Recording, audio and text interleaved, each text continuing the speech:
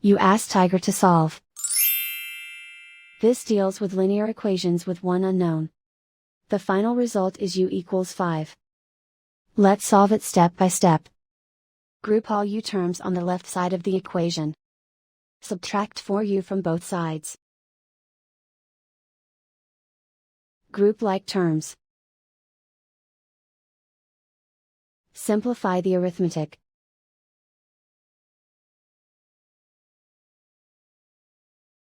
Group all constants on the right side of the equation. Add 10 to both sides.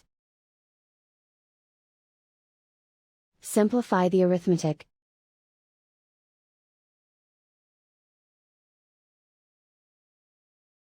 Isolate the u.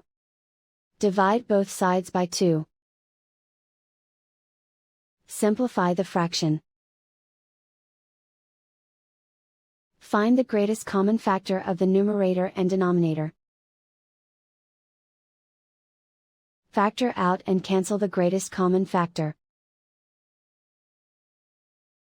And so the final result is u equals 5.